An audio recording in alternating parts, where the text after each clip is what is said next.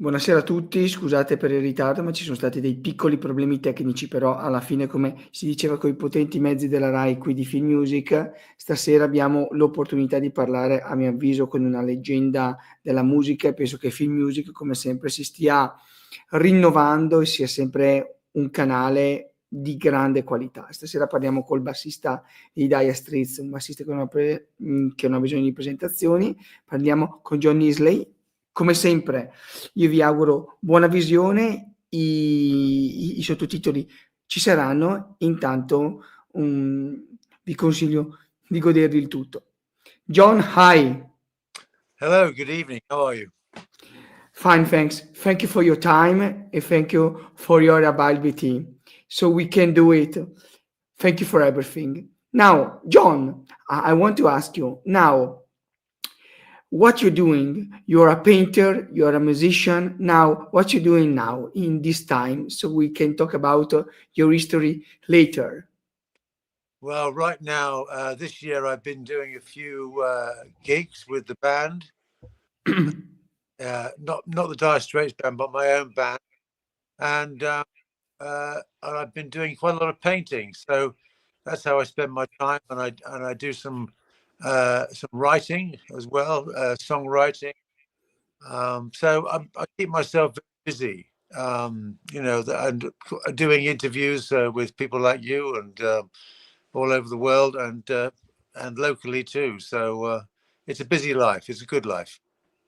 Because you are young, not old, so you can stay very young. John, I want to ask you, can you tell us about your beginnings when you was a kid? Can you remember the first time when you heard some music that you say to you, I want to be a musician? Well, I was probably about 12 or 13 at the time. And in England, there was very few radio stations that played any rock and roll music. So my brother built a radio set which could pick up a thing called Radio Luxembourg, Yes.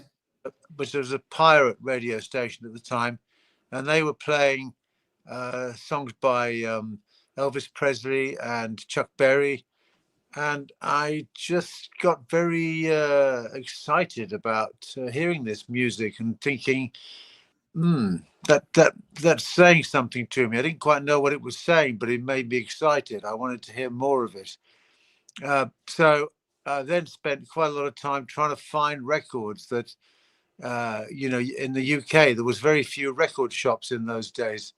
It was a very small market, the record market, but occasionally you could get these imports over from America, and they were very expensive. So, my brother and I couldn't really afford to buy LPs at the time, so we used to buy the singles. And Heartbreak Hotel by Elvis, I remember buying that, and pretty much wore it out, I think.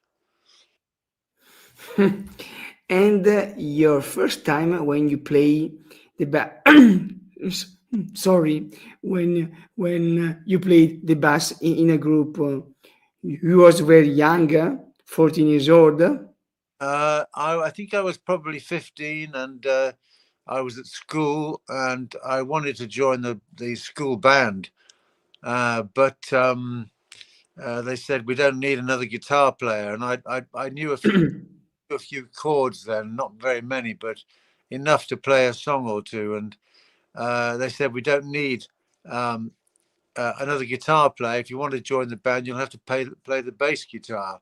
And I was so desperate to join the band, I took the two top strings off my acoustic guitar and started playing like that.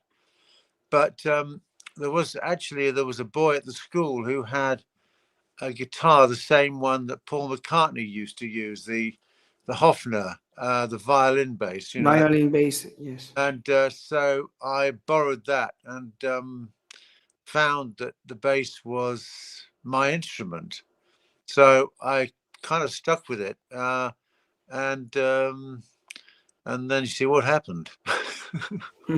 Yes, it was a good idea because your tone of the bass, it is very known, is not the classical sound of the bass.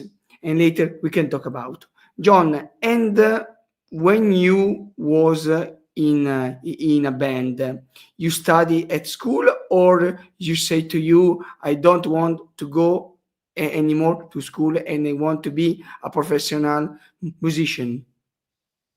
Well, I was sort of I was when I was growing up, and I left my hometown in Leicestershire and went to London to get a job because I couldn't get a job in Leicestershire, and so I was really working pretty much from the age of 18 until I was about 23 when decided to go to university. But I was always playing the guitar or the bass, and in various bands at college and elsewhere, and just finding the time to do that as well as work because I had to earn a living. You know, I couldn't feed myself from playing with these bands, and it happened when I was at university that I had the time to think about what I really wanted to do in life, and that was really to play music. And almost by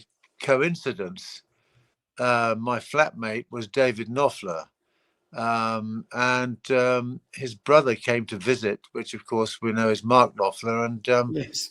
we got on very well, and we played a little bit of music together, and it felt right. He was in another band at the time. He wasn't singing; he was just playing the guitar, and I don't know. It's just I suppose there was a little bit of magic in the air. Um, Difficult to describe it, really. I think life is full of coincidences, and sometimes you have to make them for yourself.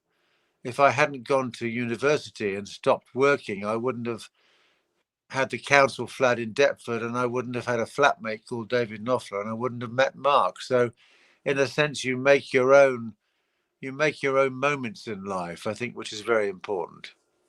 And John, the time was 1973, 1972, before before Dire Straits. Yeah. When you met Mark, it was 1973.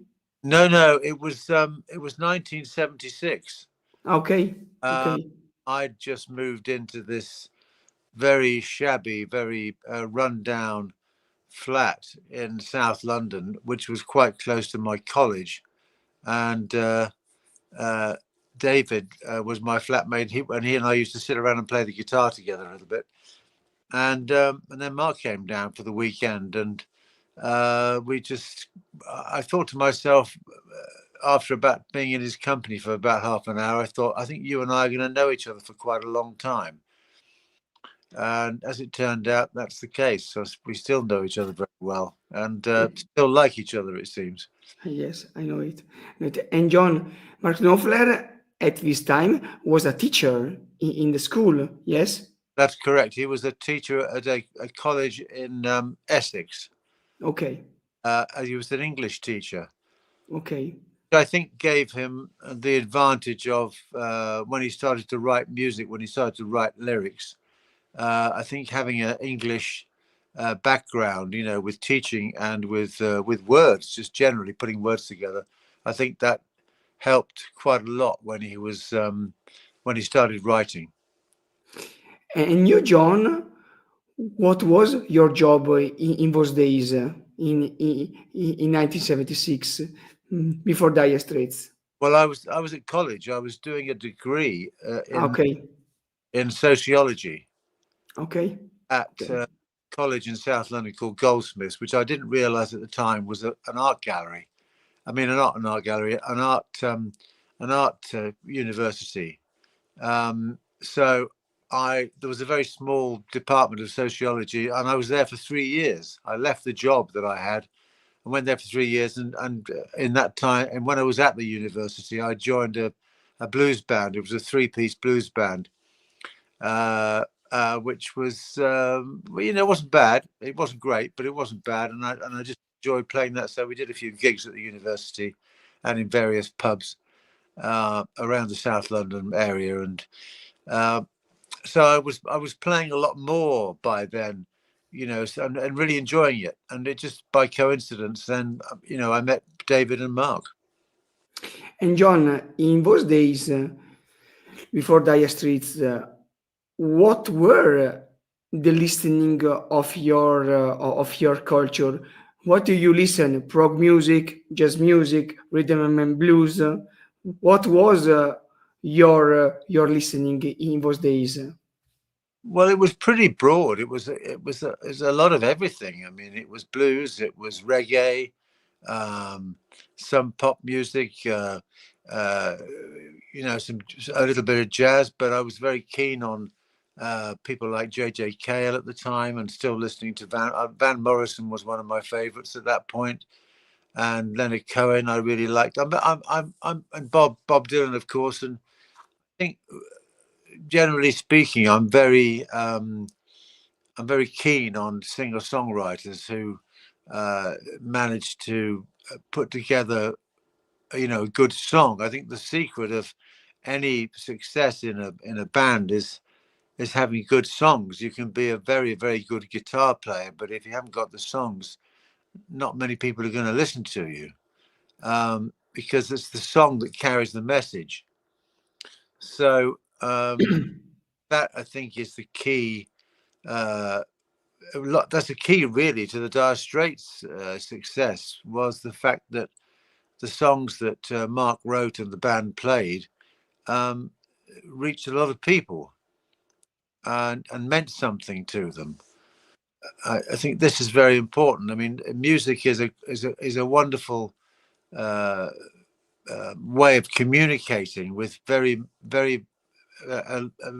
different peoples around the world, and it's quite incredible. It's not just the English speaking world, but you know, I get messages from people in China and Vietnam and Japan and such like who've discovered the band. And so it's a pretty amazing thing, music, and I think that's what I love about it, and that's why I still do it, because it speaks to a lot of people, especially with the song.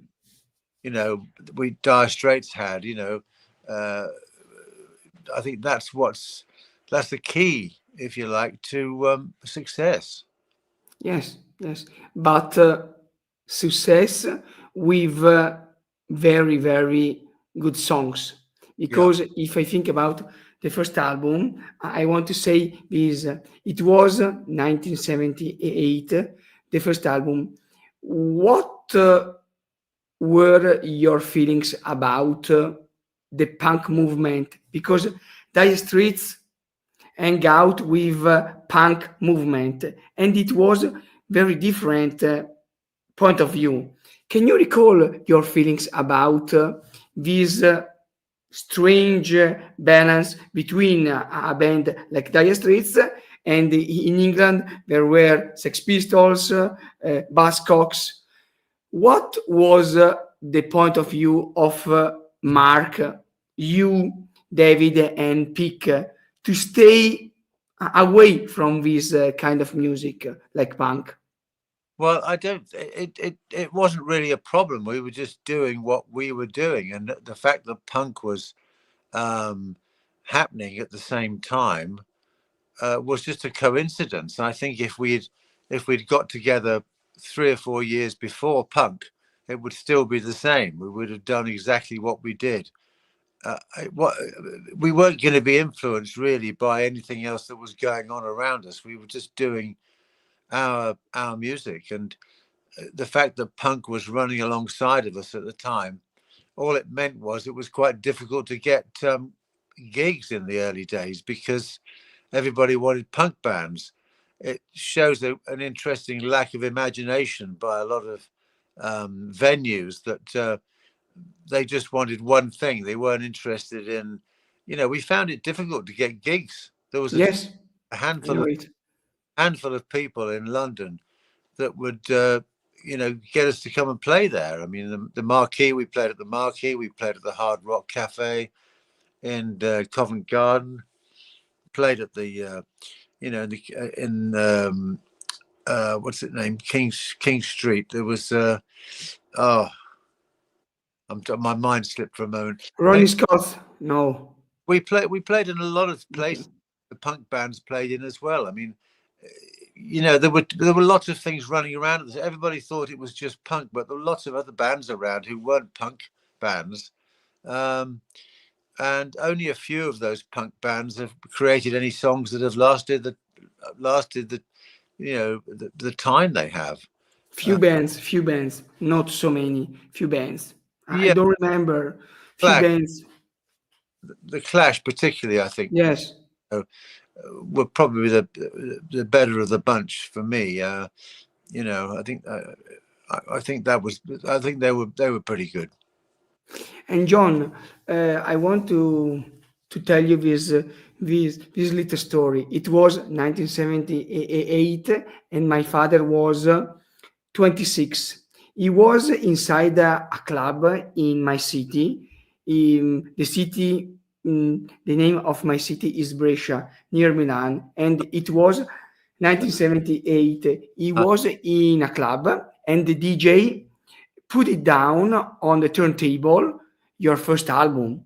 And my father was shocked because at the end of the night came to the DJ and said, what kind of band is it? And this DJ, an important DJ, that he came to England and take some vinyls, and said, there is a new band, Dire Straits, and there is an English band, very different. Listen. And for my father, was a shock, because in those days, you record the vinyl, from the vinyl to the real tapes, to the Reeboks. That's right. And I have the real, with the first album. And for my father, your first album, the first album of Dire Straits, was the best one. And when I was 4 or 5, 6 old, the first song that I heard about was Wild West End. And for me, because I am a drummer, in the later, it was my favorite song. Uh-huh. Today I was listening, but the first album was a shock. 6-Blade Knife, Down to the Waterline, Sultan of Swing, Lions. Can you recall the sessions? Can you recall the feelings to enter in a professional studio for a new band? Well, it was all very grown up, if I can use that expression. We never had experience of that kind of a studio before, and it was big. We didn't really quite know what we were doing, but we just had to be guided by the engineer and the producer, Muff Winwood, and Rhett Davies, and we sort of I think as far as I can remember, we just set the band up like we were going to do a gig. Like a concert.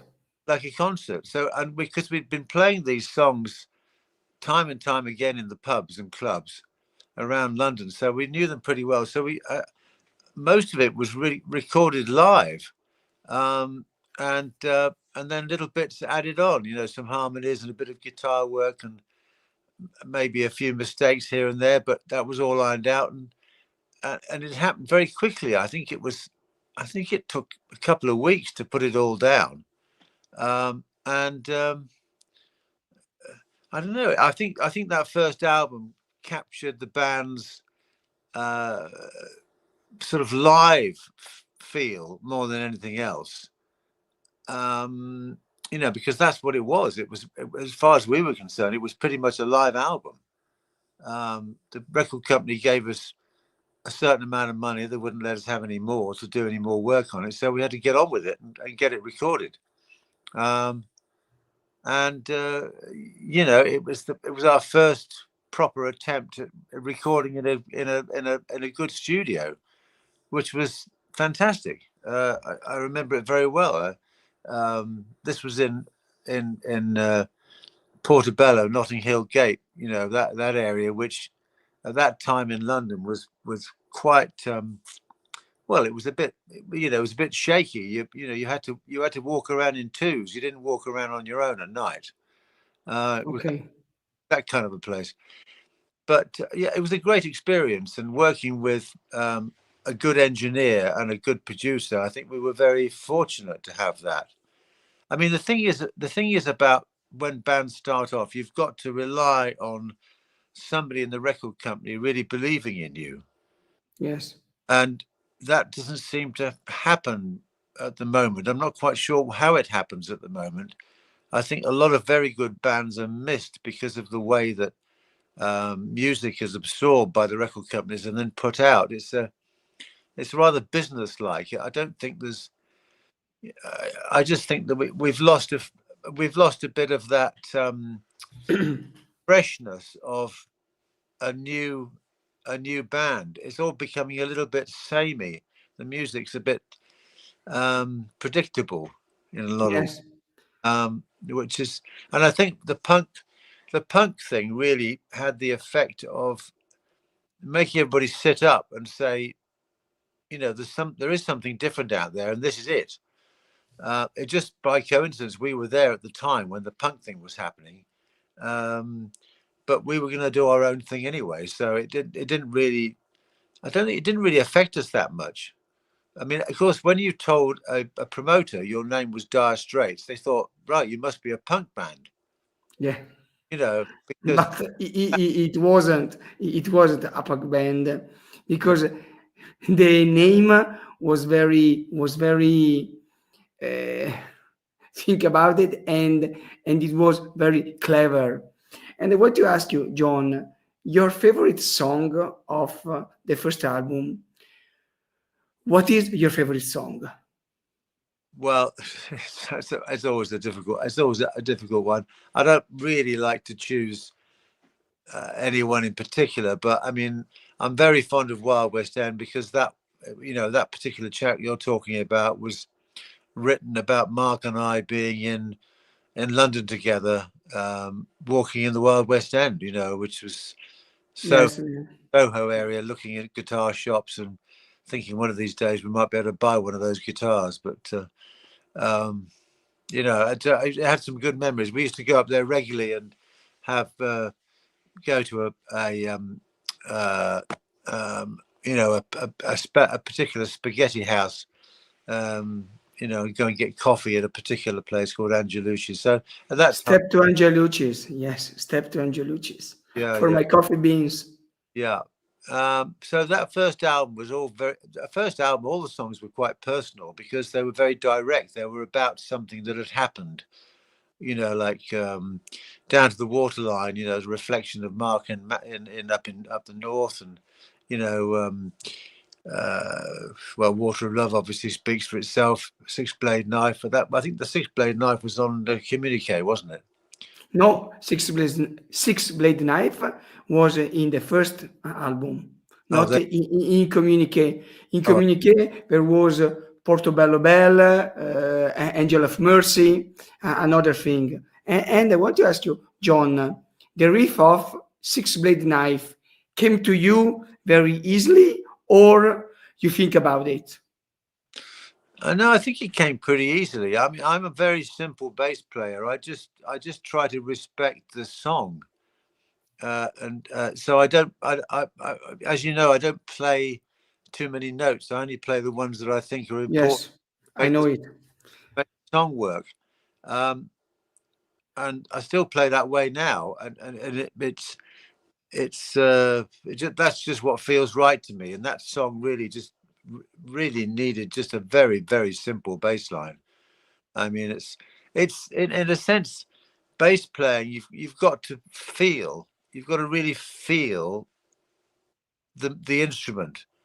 It's different from the guitar. It fills a certain role in the band, and it's for me. It's very important to keep it simple. And Pick Writers was an important name in Italy. because when he was young, he played in a band called Primitives, and in Italy was very important. I don't know if you know about it. No, I don't. I don't know that. Okay, okay. And later, John, when Communicate came out and making movies, Dire Straits change the structure of the songs. Yeah. In the 80s, can you recall this kind of change of wind? Why Dire Straits, when they make Love Over Gold, it is very different for the first album or Communicate. Can you tell us about this kind of change? It was by Mark Knopfler, or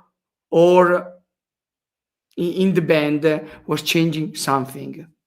Well, I think it's just a natural evolving process. Okay, You, if you just there was no point in staying exactly the same as the first album. You have to sort of develop and progress. And Mark's writing was changing. The band was changing. changing. We lost David, and we got a keyboard player in, and so that changes everything. That changes the whole nature of the band. So it was becoming much more expansive, and I think I think it was a consequence of doing a lot of live work, because we toured an enormous amount for in those early days. If we weren't touring, we were in the studio. So when you're playing in front of a lot of people, you realize you've got to put on a much bigger experience for people, and so the music just developed into that slightly bigger framework. But it really depended on what Mark was writing at the time. I mean, Romeo and Juliet came along, and I thought, geez, that's extraordinary. It's just a perfect, Perfect love ballad. Yes, yes, I perfect, know it. absolutely wonderful. Um, and So it depends what songs come along, and so you play them accordingly. I remember, I don't think we'd even thought about keyboards at all on Making Movies album. It just so happened that I think the producer had Jimmy Iovine had been working with Bruce Springsteen, and he said, "I know a really good piano player, Roy Bittan from the East Street." Yes, yes. So Roy comes in and starts playing with us, and we go, "Hey, this is pretty good. Maybe we should maybe we should get a player." So these things, bands develop. You don't stand still. You can't stand still. It's in the nature of things to keep developing. And John, in 1984, you came out with your first solo album. Yeah. Can you tell us about the beginning of your solo career? I think that in those days in the streets weren't problems inside the band. You came with your solo album to do something different from Dire Straits. Well, yes. I mean, I was writing, for myself, um, during that period, and we just actually, after the Love Over Gold tour, and the Alchemy album, we had a break. Yeah. The first time we'd had any time off, and I thought, well, I'm gonna record these songs, and just to actually see what it felt like to record my own music. Uh, as it happened, Mark played on Yes, your first album, yes. uh, but yeah, I really valued that time, and I continue to do albums to this day. I mean, I like the challenge of A, trying to write a good song, and B, trying to record it properly. I mean, it's a real privilege to be able to do that. Um, I'm working on a project at the moment with three female singers who sing beautifully together. So that's been a lovely thing to do. So I'm always doing something, trying to create something. And I think if you're a musician and you enjoy music, you don't stand still. And now, John, if you think about your career, are you satisfied about your work, or you have something that you think about wrong? I think so. I don't think so. If you think about your past and your career, have you some remorse on or anything about it? I feel very. I still feel very privileged to have been part of something which touched so many people. It's as simple as that. I mean, I count myself very fortunate to have been there at the right moment with the right people, and having a most extraordinary life. I mean, it's as simple as that. I feel very honoured to have been part of that, and I think that what I love about it is the fact that it still touches people. I'll be in a cab sometime, driving through London and talking to the cab driver who was probably just got back from, being in Afghanistan or Iraq or something. And I said, what sort of music did you listen to out there? And he said, the one song we listened to was Brothers in Arms. And I go, well, that's just amazing. This guy has been in a war zone, and that's the one song that they all value, is that one Dire Straits song. Yes, because Brothers in Arms was very successful. Very successful. It was 1985. Yeah. It was the year when he was born, 1985. And Wow. I recall that my father have the CD. And now, John, Dire Straits, it is an important question, and I know that so many people ask you, do you think that maybe Dire Straits can return or not? Maybe can do a reunion. I know that it is a simple question, but I want to ask you this, your point of view. No, I think that we did everything that we wanted to do, and Mark and I are still very good friends, and I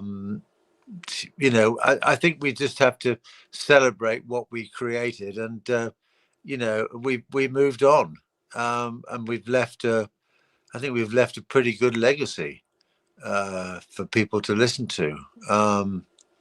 And as I say, I'm very proud of my time with that. Mark and I never talk about it. We decided a long time ago that we'd done what we needed to do, and we do different things now. But we still share a bottle of red wine every now and again, and talk about different things. It is a brave and good answer. And the latest thing, John, you have write your autobiography. Yes, well, there was a bit of time we had off because of the COVID business. The when everybody was shut down, and so I'd been asked by this publisher to do the book, and I didn't really give it much thought. And then I thought, well, I've got a lot of time on my hands because we can't go anywhere, we can't do anything. I had to cancel a tour in the middle of all that, and so I had a very good friend of mine who was a what they call a ghost writer, and so he and I chatted on the phone for some considerable time, and he said, I think you and I could work together and get your story out. So that's what I did, and I'm very pleased that I managed to pull it all together, because I thought at that time I wouldn't be able to remember anything, but as it turned out, when one memory then triggers another memory and triggers another memory, so it was a really for me it was a celebration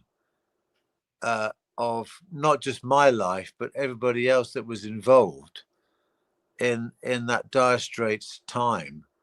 Not just Mark and me, but all the musicians that we've had over the years, all the crew that we had all over the years, the caterers, the promoters, the audience, everyone. It was a celebration of the whole thing, and I was pleased with the result, and a lot of people seem to have enjoyed reading it. So, job done, really. And I have to buy it. Because in Italy, your book, it is translate not so good, and I have to buy maybe in English, not in Italian, because I want to read in English with your words, not translate. Because if you translate, something change, something lost, and I don't want. I want to read in English. Yes, well, I think it's probably not a bad idea. I think you can get it on the internet. But if you can't, then send me a message with your address and I'll send you a copy. Yes, thank you. Can I ask you your book with a dedication and an autograph, John? It is possible. Of course. Thank you, John. Thank you, John, for this thing. I will send you maybe tomorrow an email with my address. Okay. And thank you, John. Pleasure. It is a pleasure. It is a pleasure to talk with you. You're a good man. You're a good musician. And for me, it is a pleasure and an honor to speak with a legend. Well, it's very nice to talk to you, Matteo, and I'm glad we managed to get it together in the end. Thank you, John. We can do it. And if you see Mark Knopfler, say hello by myself. Bye. Thank you, John. Thank you. Good night. Bye, Matteo. Bye-bye. Good night. Ciao a tutti. Bye, John. Bye-bye.